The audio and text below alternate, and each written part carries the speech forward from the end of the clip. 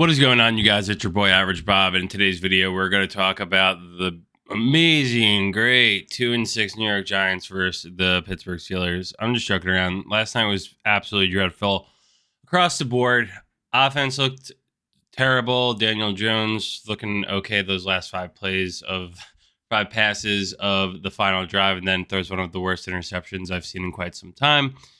Defense honestly did a pretty decent job for the most part until it was kind of like actually no, they didn't do a decent job. I feel like the Steelers for the first drive and a number of drives were just going right down the field on them, but they didn't break, held them to a lot of field goals. And then special teams, which also was an abomination. Kicker played okay, but punt return for a touchdown. So before we dive into it, I just want to say one final thing about this coach, right? Because John Maris said they aren't going to change coaches and get rid of him or Joe Shane, the general manager. And I don't know if that is gonna if there's a lot of football left this season. This is week 8.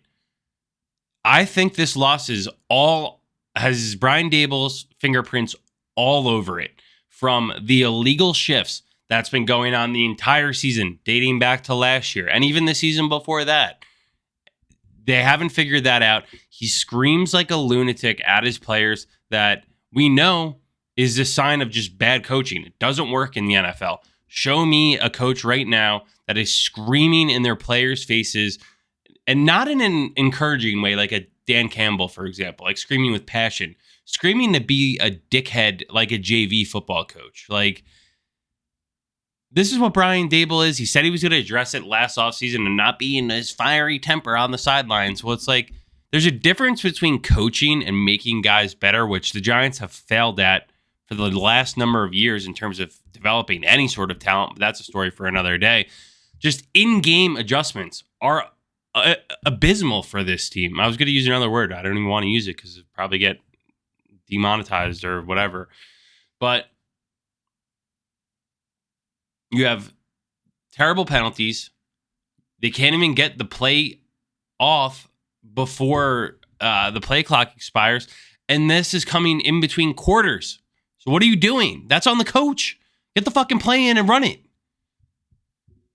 There's just such a disconnect here between this coach and this quarterback that how much further is it going to go? I think Brian Daboll probably deserves to get his own guy, but then what happens? The Giants have no track record right now of developing any talent that they have. They're lucky as hell that they drafted Tyron Tracy, that's for sure. But they've whiffed on a lot of guys. Deonte Banks, borderline unplayable, bench in a third quarter. Takes a lot of plays off, doesn't really care. Seems like an idiot when you ever see him speak. So I don't know if you want to factor that into it, maybe his mature ability to be an NFL player. Evan Neal, unplayable. Played his first snap last night on the stupid 2-point conversion play. Wasted top 10 pick. I don't know. The list goes on. Do you want to throw Neighbors? Oh, get the ball to Neighbors. Neighbors drops it on third down. He's also dropped it on fourth down earlier this season. I'll give Neighbors the benefit of the doubt, but the rest of them, not so much. Let's get fucking started here. I'm pissed off this morning. I didn't want to be pissed off. And honestly, after this game, I was like, this is so Giants the way it ended. And I slept on it. And then just living in New York, driving around, just you get your piss out so early. And you don't want to be a negative person, but it does it to you. So the first drive of this game, one thing that jumped out to me immediately, and shout out to everyone that watched the first half with us on the live stream. It was a lot of fun. Saw a lot of new faces. I love the live stream. I might have to start doing more of those. It's actually really fun. I enjoy it a lot. But what we were talking about during this drive in particular was the Steelers' ability to stick to the call sheet, to what they were going to do from a planning perspective going into this, the script. I don't know why I couldn't think of a script for some of that there, but okay, Steelers take an early 3-0 lead on the first drive of the game. Probably could have came away with points there, but the Giants defense bends, doesn't break. I got to say, this guy, James Washington on the Steelers, is freaking ginormous. He's 6'7", 265 pounds. Okay, so the Giants actually take a big shot here. This is where the Giants are able to get some time downfield. Is you got a shitload of guys in the box here, and then you're also getting the something in this is has the Steelers look at how on their tippy toes these linebackers are. Everyone here is kind of anticipating run, maybe not him, but everyone else is. And the Giants play perfectly with a little play action, or is there run blitz? Right, everyone's up there, fake it, and then just that little fake gives enough time for Slayton to get downfield. And Jones got hit a lot. Daniel Jones might be a great guy. He might try really hard. He might be the first guy in and the last guy out. And he's a tough son of a bitch. But he just sucks at football. I don't know. I don't want to see him get hurt or anything because I don't think he's a bad person. But he's just a backup quarterback, and I don't want to watch him play anymore. But the thing is, what it seems like the Giants are prepared to do is this guy, James Washington, 6'7", Look how freaking big this guy is. I want to see if they show the replay because he just ran right through whoever was guarding him. Good luck guarding that guy. That guy's 23 years old. Can you imagine him at Georgia? They must have had some absolute studs, or they did because they won 2 national championships. But that's my rant there. Freak, I forget what I was talking about. But Najee Harris looked good in this game. 22's got to make the tackle there. Bobby gets benefit of the doubt. So does McFadden. Deontay Banks running down there, acting like he was going to make a tackle. But hey, another third down. Aziz almost gets there. Isaiah Simmons gets his meat paws up there and knocks it down. And then it's 6-3. This game isn't completely out of hands yet, but the Giants just do so much dumb shit that just shoots themselves in the foot. And they don't score again. The Giants don't score, I think, until the fourth quarter. So it was 8 quarters of NFL football without a touchdown. But this guy looks good. And they're going to go to the well to him. He had one of his best games. They also just... he had a concussion, I'm pretty sure, at the end of that game. And it was pretty immediate that I saw. His head just bounced off the grass and... personal foul, roughing the pass on the defense, number 56. This guy Highsmith looked good. The Giants starting a left tackle that they just signed this week. I mean, I don't know what that means for Evan. What do you do with Evan Neal? Do you just cut him? Would anyone trade him? Do you just trade him for a 7th? Does he have... I guess he just has no future if he can't play right now, and this guy is coming off his couch and starting for the Giants. So let's go back here. You got empty.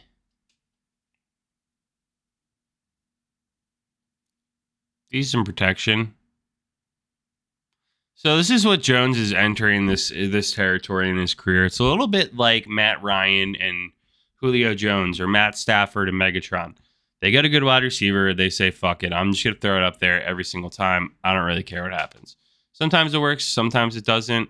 And you see there, Neighbors almost catches it and gets his feet in bounds, but doesn't. So you're forced to kick a field goal, 6-6. But you had a touchdown taken off by the illegal shift. That is just this is all coaching. How many times have we done this? Unbelievable athleticism displayed here from the Roll Tide Roll Man, Mr. Najee Harris. And it has to be at the expense of Deontay Banks. I don't know. I don't know if Deontay Banks is just an asshole or he's just a lazy piece of shit. But I don't know. Maybe it's a combination of the two. But again, character flaws that were pre-draft that Joe Shane and the Giants saying, we got to get these guys that are New York Giant football players. Bullshit. You guys still draft people that are terrible human beings. You sign terrible human beings. And it's like the Giants act like they're holier than thou by doing... Now I could go on a whole rant about this. Like the time they paid Josh Brown and Lawrence Taylor, world-class piece of shit, but he's at every single Giants game. He was on the Manning cast. Best player in your team's history, but where do you draw the line on terrible fucking human being? Deontay Banks has a chance to knock this out. Man, I'm really fucking pissed off today going off the rails on this one.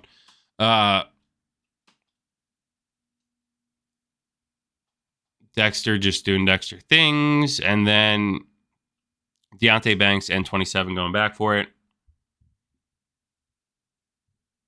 George Pickens looks good, man. But Deontay Banks has got to knock that out. Jay Pizzy can't knock it out either, but Banks isn't getting no benefit of the doubt from this YouTube channel anymore. I'll tell you that right now. Like that. Your left arm's right there. Why are you leaning your shoulder into him? Oh, I guess, yeah, this one wasn't a touchdown anyway, but good enough effort from George Pickens. And it probably should have been because Banks did nothing to really deserve not having a touchdown scored on him. I guess the thought was just knock him out, but whatever.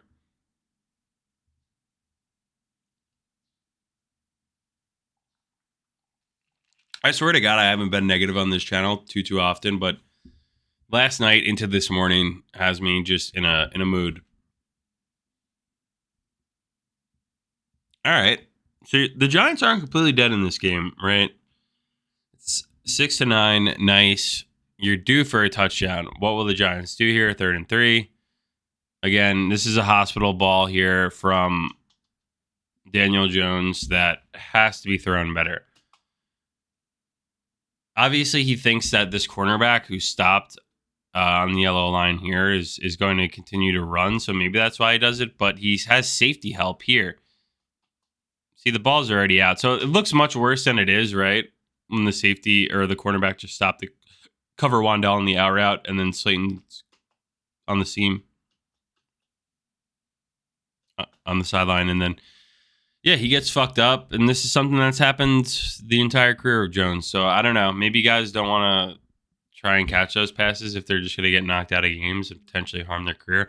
Slayton's going to be a good wide receiver 3 somewhere wherever he goes. I would significantly invest in trading him and probably Azeez Ojulari as well. Both have been here for a number of years. What else could we say about them? Azeez is had a great night again. Substituting in for this kind of looked like a hole to me on Burns watching it live right here. But Azeez, maybe you could trade him to a contender that needs a pass rusher because this is the best he's ever played and he hasn't gotten hurt yet. So usually he is a prime injury candidate. Dexter Lawrence, appreciation play here. Please watch number 97 in the middle of the screen. Already immediately swims over the center, rips on the inside of the guard, kills the running back. He deserved this sack so badly. I mean, what else can be said? I think Troy Aikman or Joe Buck might have said even like, Dexter Lawrence. Yeah, it was Troy Aikman. Dexter Lawrence could be Defensive Player of the Year here, Joe. Yeah, I got to agree with you. I don't know why I did like a Biden impression there. That was stupid. We'll move on from that. Yeah, I don't know. Daniel Jones, I've seen enough. What else can we say that we haven't said over the last few years? 3rd and 6. You guys know how much this pains me. 3rd and 6, we throw it for 0 yards and beg Eric Gray to get there. And he's spotted 2 yards short, 44-yard field. I thought for sure Greg Joseph was going to just blow one of these because I feel like that's the way it's gone so far, especially the one at the end of the game to just like give a clean death for the G-men. But, I kind of like this play call here. 1st and 10. It's kind of a quick screen, but it's drawn up perfectly. And here's the scheme behind it. The Giants couldn't be sitting further back on 1st and 10. They're only rushing 4, and you have 3 wide receivers in between the hash and the numbers. So what you're going to get here is Freiermuth and whoever this other wide receiver is blocking out, and there's no one here. So let's look at it here. I like this, right? It's almost like a little bubble screen. But it's also a true pass because the guy's 4 yards down the field when he catches it, and you got 2 blockers there. I don't know if that... I guess it's right before halftime, so the Giants are sitting back. My bad on that. Don't want to give the deep ball play, which they do later in the game, but damn it, I feel like an idiot for talking about that of a good scheme to play when it was just... like 30 seconds left in the half. Damn it. Come on, man. Okay, this is what Tyrone Tracy Jr. can do for you. Here you go. Greg Van Roten getting a nice seal there on the linebacker. And this is what Tyrone Tracy Jr. does better than Singletary. He does it better than Eric Gray. I think he might do it a little bit better than Saquon. Is that when he hits the hole, he is just going. He's not doing the bullshit dancing, right? Gone. He's going. He sees the seam, and he's just going north and south. Saquon sometimes would do the little jingo jango, jump around, whoop whoop, and then get 2 yards, right? Tyrone Tracy, he's got that Darkwa mentality. Just go north and south. 3rd and 5. This is another Daniel Jones classic here. Let's see it. They run around for the first down at least. 3 guys there. Wide receiver with concussion issues gets the first down and takes a shot to the head in the process. Good pocket. Good pocket. Inability to make a decision. What else do you want here, guys? 3rd and 19. It's probably why they fucking run draws every 3rd and 19. Shit like that. That was back-to-back sacks, I believe, on that sequence of plays, too. Sorry, I'm just going off the YouTube highlights, and we do not have the All-22 or the full thing available. My apologies to you lovely people watching this, but I'm doing my best. Big 3rd and 13 stop. 9-9, under handoff to Tyrone Tracy, and then you punt. Okay, so the punt return for the touchdown. The Giants don't deserve any help from referees or anything, but this is egregious roughing the kicker. Let's just call a spade a spade. He took out his plant leg that he's landing on. That's an automatic first down, personal foul. And I honestly, like, the Giants are 2-5, so I really don't care too much. When you're 2-5, you don't get any breaks from the refs. You don't get any breaks in the game. You give up shitty plays for punt returns for touchdowns. But I don't know. I think the inconsistency with the reffing is a little bit crazy, especially when you looked at that one, face mask the other week against Sam Darnold, the ref standing there. I don't know when they're going to start reviewing this shit in game, or it should be challengeable because it does change the outcome of a game. But I mean, that's got to be called. If I was the coach and that was my kicker, I would just tell him to freaking just be on the ground. If anyone runs into your leg, especially your plant leg, you need to be screaming, crying on the ground, giving the most epic, whether you're hurt or not. But you need to look like a European soccer player that got like tackled lightly at the end of a game in the 90th minute, and they need to like cry for 5 minutes and get carried off on one of those World War I trench, medical things. That's what your punter needs to be doing in that situation. I don't want to see you get up and run down the field and try and make a play, because then you'll just get Graham Gano, and then we'll miss you for the whole season. But you need to be screaming, crying, acting like, you don't even give the Trump fight after you get shot in the head. You got to go down screaming, crying, and act like, and just fake it so you get the call. Especially if you're a kicker. You have no glory anyway. No one thinks you're tough by getting up and trying to make a play. Just go down. I just love watching Dexter Lawrence. I don't know what it is. I think it's just his big body. It's his passion. He makes everyone else around him better. If they trade him, I will be absolutely freaking devastated. Like, I'm not going to say, like, it's going to break. I don't know. Like, I don't think they will. But you see the clickbait articles about it. Great play coming back to the ball by number 11 here. Jay Pizzi, McLeod and Jay Pizzi, they're trying. I don't know. It's not their fault. The first 3 cornerbacks suck and got hurt and are unplayable. And I'm not even mad at. You can't even be that mad at them. This guy had the game of his life, huh? They probably gave him the game ball. Russell Wilson, Mike Tomlin, getting it done.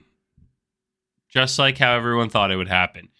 Kudos again to Mike Tomlin. They win these ugly games. The AFC North is gritty football, man.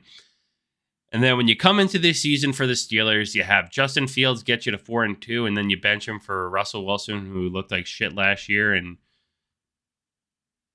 is good this year, throwing some good deep balls. So the Steelers are freaking an absolute anomaly. So here you go. You got Malik Neighbors, 3 for 23 in the fourth quarter. Now you want to get him involved instead of waiting earlier in the game when you probably had a better of a chance.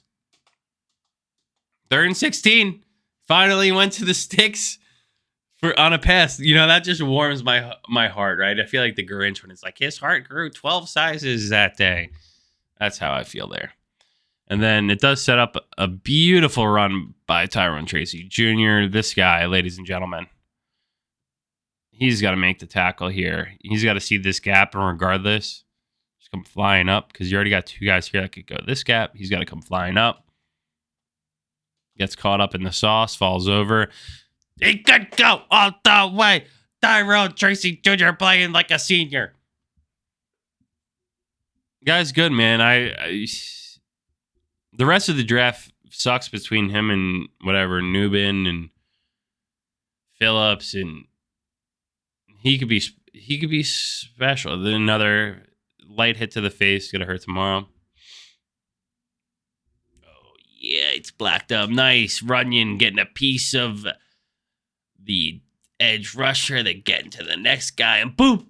Foot in the ground. And he's off. This guy's got electric speed. And he doesn't have the wear and tear on most of them does. But he did get a concussion at the end of this game. So, I mean, the Giants season's over anyway. But here we have it. The most fucked up play that I've probably seen since Pat McAfee took the snap against the Patriots. Not only is there's 23 seconds on the play clock here. Bottom line infographic, first touchdown in the last 24 drives. Darius Slayton just giving a palms up to the ref. I don't know what the hell he's doing. Theo Johnson at right guard. John Michael already snapping. Jones looking for the snap. Neighbors no math piece in. Singletary just looking into the crowd at the guy in the Giants jersey with the Santa hat. Whole Giants offensive line just standing there with their dicks in their hand. And let's see the result.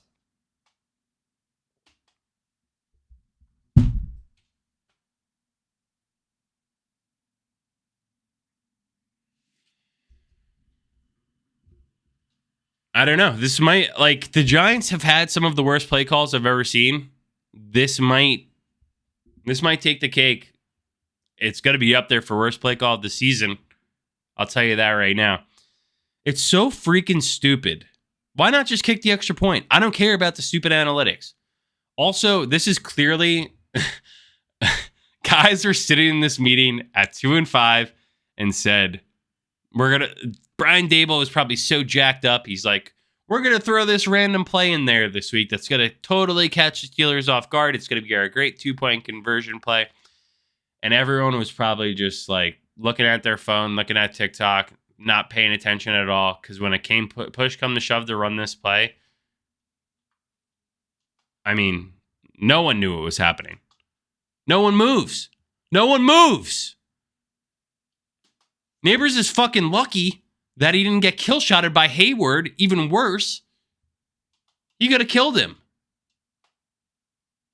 Jones pissed off. Yeah, a little bit too late to show some fucking balls there, Danny. Too little, too late. Maybe next team you're on. Just a dreadful. It just pisses me off because it's not just the losses. It's the fashion that they happen. This was peak Daniel Jones. This is peak Brian Daboll. This is a 2-5 team that ran that fucking play. Are you kidding me? A brutal play call. Then you come to the end of the game. You have two guys wide open. You throw it over Singletary's head, who needed to be 8 feet tall to make the catch when you weren't even under that much pressure to end the game. This is a losing team. This is a losing franchise that hasn't done anything in a number of years. And anytime they have 2016, 2022, fluke seasons. Because you know what they did the second the bell turned on the calendar year? They went back to losing and sucking and looking really bad in the process. And this is the epitome of that. I didn't want to be pissed off today. I really didn't. After this game, I went right to sleep. I woke up this morning, the above average baby, was in a good mood, took her to daycare, and then I just started watching this again, and now I'm getting pissed off. 21 wants to play. 29 wants to play. 97 wants to play. Shit, 84 wants to play. 72 wants to play. 1, he doesn't want to play. 6, whatever the fucking Banks number is, 3, he doesn't want to play. Fuck. I'm throwing a chair if I'm in that film meeting today. 3rd and 7. We don't even run for a first down. But hey, who gives a shit? Because we got Malik Neighbors. We drafted him at 6 overall, and there's no one else around. Throw it to him. Catch it. Get upfield. Get a first down. You might score a touchdown. If he's doing what he normally does, he sticks his right foot in the grass, and he bounces it back towards the numbers, and he gets in. All right. The above average wife came out and said we have to tone it down. I don't know. I got my coffee. It happens. So 8-point game. And then you get a break from Russell Wilson, who wants to be a hero, play some hero ball. And Okereke makes a great play.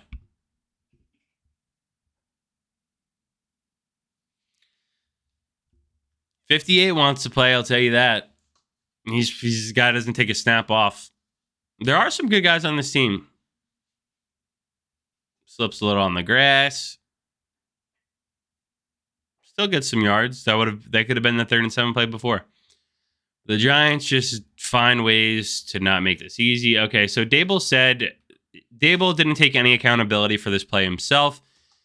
He put this all on Daniel Jones on 3rd and 7. He said Daniel Jones was supposed to motion over Theo Johnson to help with a little either chip or double team TJ Watt, who commands this respect as he is all worldly right now.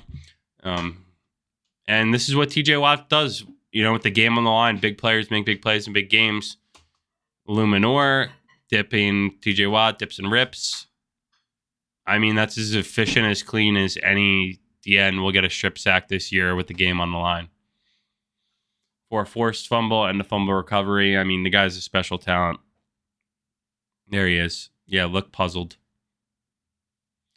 Maybe Dable should scream at his guys more and see if that helps them play instead of actually coaching.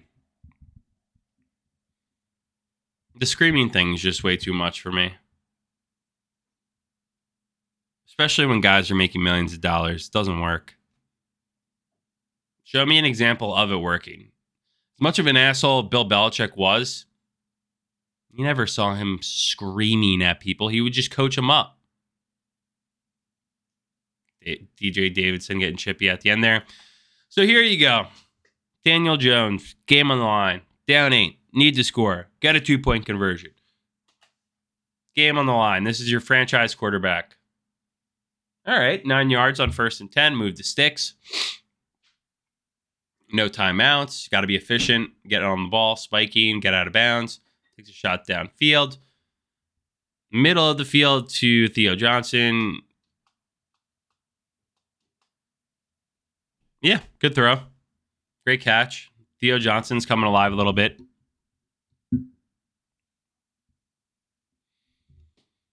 Still no hope. No hope for Illuminor, who gets driven into Jones's lap. Jones gets his ass kicked. Not saying he's not tough. Not saying he's a bad person. But he's just not a good football player that you'll see come up shortly. 2nd and 10. Giants going right down the field here. It's funny how in the NFL, teams just happen to go down the field after sucking pretty much the entire game. Okay, let's look at it here. Singletary is going to go up and across. Pretty honestly well-designed play call, because I think Theo gets across here in the middle of the field if I'm just a delayed. So you do have Theo on the delay. There's 40 seconds left. Probably get down.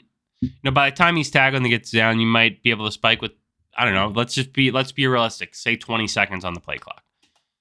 Instead, you just throw it off your back foot when there's not too much pressure. Really anywhere over here would be good. Where does he throw it?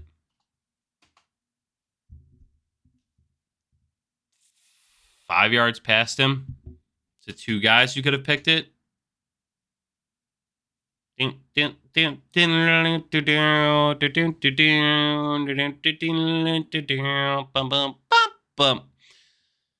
is how you go to 2-6. This is how you have a franchise that has won. Daniel Jones is like, what, 1-15 in prime time. The look of a man who's 1-15. That guy wants to play. Dexter Lawrence. Shout out Dexter. Going to be an all-time Giant by the time his career's said and done. Hopefully they don't trade him. Yeah, that was. I don't know. I wasn't expecting to get pissed off watching this because why should I be pissed off about a 2-6 team? But I don't know. I was so optimistic going into this season. Here we are, 8 games in. I don't know what to make of it. I think you got a Commanders team coming into your house on Sunday they've been really good.